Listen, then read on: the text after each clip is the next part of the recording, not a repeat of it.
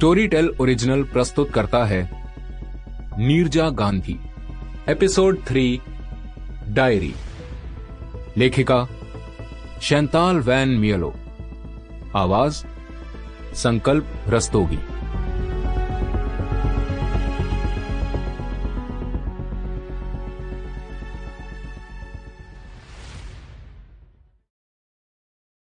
तुम्हें आना ही होगा Neerja, we need you now. Prakash ने उसे फोन पर कहा। यह एक ऑर्डर था। ओके। नीरजा ने मजबूरी में हामी भरी। राजीव अपनी कुर्सी से उठ खड़ा हुआ। उसके चेहरे पर निराशा साफ झलक रही थी। तुम जा रही हो, है ना? राजीव ने गुस्से में पूछा। जब नीरजा ने अपना फोन रसोई की स्लैब पर फेंका तो राजीव की नजर नीरजा के चेहरे पर गड़ी हुई थी। नीरजा ने हां में सर हिलाया। प्रकाश ने उसे ऑर्डर दिया था कि वो उसी वक्त नैनीताल पहुंचे और सिद्धार्थ के पिता से हो रही पूछताछ के दौरान मौजूद रहे। शर्मा ने किसी से भी बात करने से साफ इनकार कर दिया था और जो जानकारी वो देने वाला था वो केस के लिए बहुत जरूरी थी। लेकिन आज का दिन आर्यन के लिए भी खास था। मैंने आर्यन से प्रॉमिस किया था कि उसे जू ले जाऊंगी, नीरजा ने कहा। So now what? मतलब अब यह भी मुझे ही संभालना पड़ेगा? राजीव ने चिढ़ते हुए कहा। नीरजा के दिमाग में बहुत से ख्याल दौड़ रहे थे। आई नो, एक काम करती हूं, मैं तुम लोगों को नैनीताल तक ले चलती हूं और फिर नेशनल जू पर ड्रॉप कर दूंगी, उसने कहा।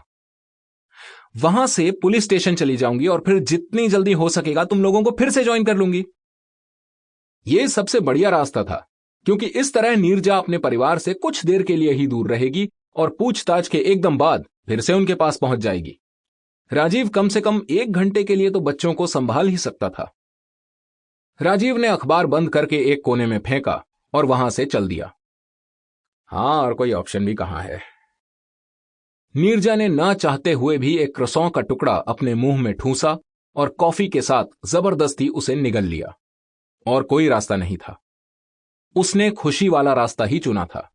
इससे पहले कि बच्चों को महसूस भी होगा कि नीरजा उनके साथ नहीं है, वो वापस भी आ जाएगी और फिर आर्यन और आहाना के साथ घने जंगल में दौड़ती फिरेगी। फिर वो लोग तब तक जिराफ्स के साथ रहेंगे जब तक आर्यन चाहेगा।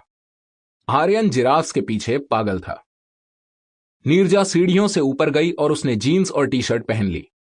उसे अपने इस ख्याल को बस किसी तरह आर्यन के सामने मजेदार तरीके से रखना था। यह काम और भी आसान हो जाता अगर राजीव उसके साथ होता।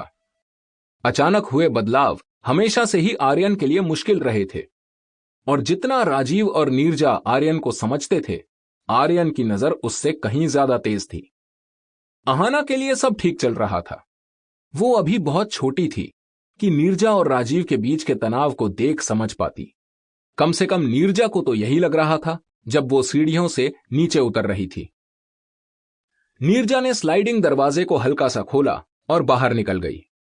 उसको नंगे पांव के नीचे घास गीली सी महसूस हुई। वो जहां थी वहीं खड़े होके बच्चों को देखने लगी। आहाना रेत में प्लास्टिक की बाल्टी और फावड़े के साथ खेलने में मसरूफ थी, मगर आर्यन ने नीरजा को देख लिया था और उसी की तरफ आ रहा था। नीरजा ने उसकी आंखों में शक पढ़ लिया था। वो समझदार आंखें जो सिर्फ 6 साल की उम्र में ही हमेशा नीरजा के आर पार देख लिया करती थी। श्रुति भी 6 साल की ही होती। नीरजा ने जल्दी से अपने बुरे ख्यालों को मन के बाहर फेंका और घुटनों के बल बैठकर आर्यन को गले लगा लिया। वो उसे निराश नहीं करना चाहती थी। हम लोग आज साथ में मस्ती करने वाले हैं, है ना? आर्यन ने पूरे जोश से पूछा। एब्सोल्युटली। डैडी तुम लोगों को जू ले जाएंगे और मैं 1 घंटे के बाद आप लोगों को ज्वाइन कर लूंगी। आर्यन नीरजा से दूर हट गया। क्यों? नीरजा ने अपने होंठ भींचे। आर्यन बहुत गुस्से में दिख रहा था।